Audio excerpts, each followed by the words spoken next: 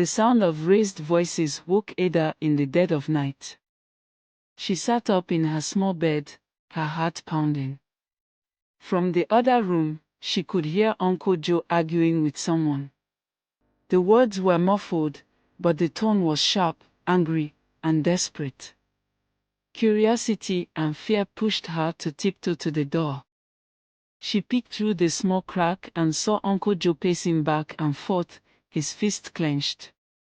Across from him stood a man she didn't recognize, tall, with a face shadowed by the dim lantern light. "She's worth more than that," Uncle Joe hissed. "I need enough to clear my debts." The conversation froze Ada in place.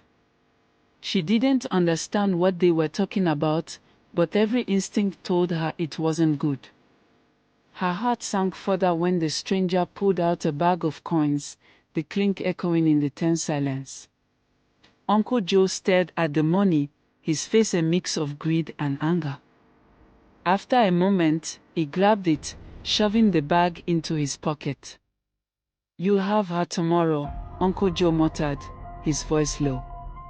"Just be ready." Ada's breath caught in her throat. Her legs felt like they would give way beneath her. She rushed back to her bed, her mind racing. What did he mean? Was he talking about her? Sleep wouldn't come that night. She lay awake, clutching her blanket, tears streaming silently down her face.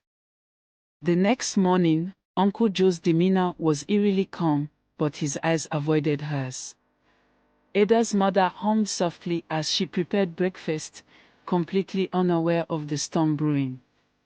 Ada tried to speak to her mother, to warn her, but Uncle Joe's icy glare stopped her every time. "You'll be going on a trip," Uncle Joe said suddenly, his voice cutting through the morning quiet. "Pack your things." "A trip?" Ada asked, her voice trembling. "Yes," he snapped.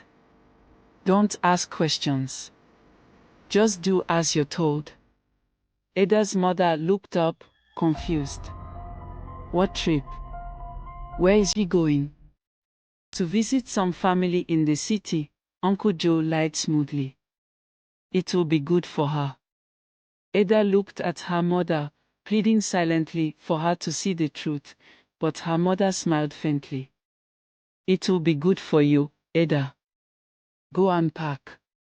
When the time came to leave, Ada was met by the stranger from the night before. He stood by a rickety truck, his expression cold. Uncle Joe handed him a piece of paper, Ada's birth certificate, she realized with horror. The man barely glanced at her before gesturing for her to get in the truck. Ada hesitated, her body trembling.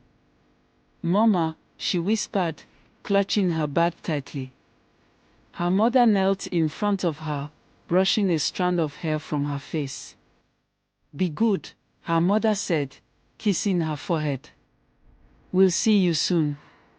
Ada wanted to scream, to cry out and tell her mother everything, but Uncle Joe's sharp glare kept her silent. She climbed into the truck, her heart breaking as it rumbled to life and began to pull away. She watched her mother wave from the distance until the village disappeared behind the trees. The journey felt endless. Ada sat in the back of the truck, surrounded by other girls, all silent and terrified.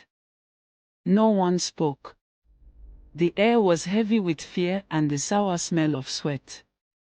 Every bump in the road made Ada's stomach churn. They arrived at a large, grim building on the outskirts of a bustling city. The man backed orders as they were herded inside. The walls were bare, the air cold, and the faces of the people who walked there were devoid of warmth. Ada felt like a lamb being led to slaughter.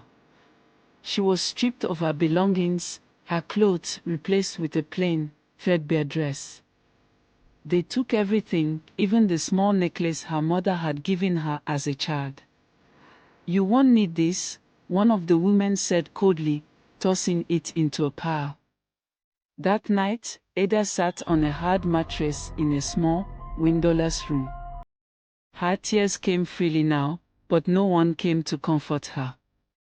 The whispers of her mother's prayers echoed faintly in her mind, but they felt far away, like a song she could barely hear. Her world had become darkness, and she didn't know if she'd ever find the light again.